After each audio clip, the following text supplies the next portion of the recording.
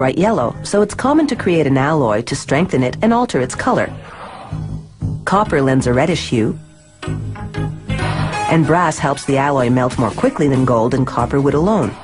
Depending on the ratio, adding these metals produces 14 or 18 karat gold. They melt the mix in a crucible at 1010 degrees Celsius. Just 3 of these scoops are enough to make about 5,000 14 karat gold chains.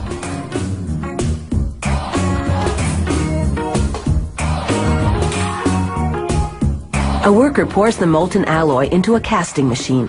Water cools the metal to around 370 degrees Celsius, solidifying it. The metal passes through a round die, which shapes it into a golden rod that's nearly 2 meters long. After cutting the rod in half, workers pass it through what's called a breakdown mill. The machine reshapes the rod from round to square, so it'll be easier to stretch.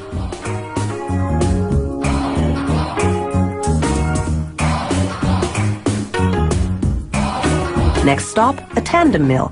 It's got 12 rollers that stretch the rod until it's about as thin as a piece of spaghetti. As it emerges, rollers shape the rod into a coil that's 24 meters long.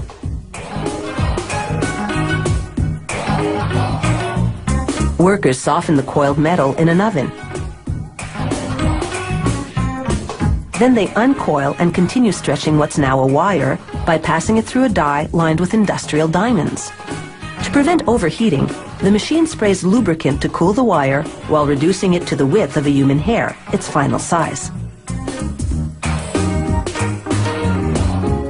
The wire then winds into a nearly 2,800 meter long spool. Next, they unwind 32 of the spools and run the wires through another oven to soften them even more. Just in case you're thinking working here is a golden opportunity, you should know that security is very tight. Employees must pass through metal detectors before going home, and wearing jewelry to work is strictly forbidden. This machine makes what's called cable chain. It passes wire through a link and closes it to make another link. The machine makes 600 links per minute.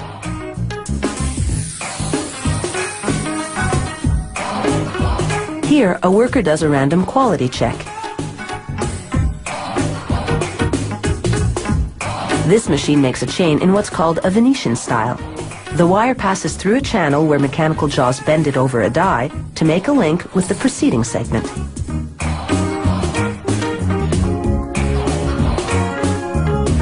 To make what's called a spider style, this machine passes a wire through up to 5 loops before closing the link.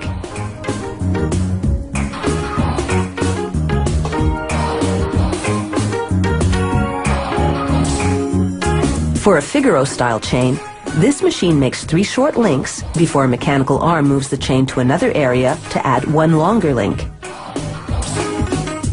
The arm then moves it back to add 3 more short links.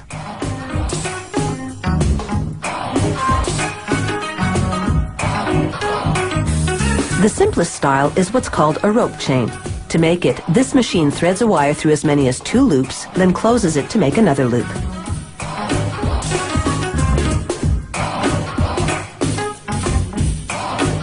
They coat the finished chains with a lubricating powder that prevents the links from sticking to each other during the next step, when they heat the chains to 815 degrees Celsius. This activates a soldering agent added to the metals earlier. It fuses the ends of the links to each other. This machine welds a link to a clasp on the chain. A tag indicating the gold quality goes onto the clasp.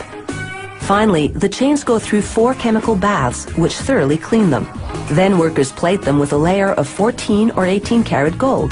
Plating gold with gold creates a more vibrant finish. After one last quality check, these chains are ready to dazzle their way to a neckline near you.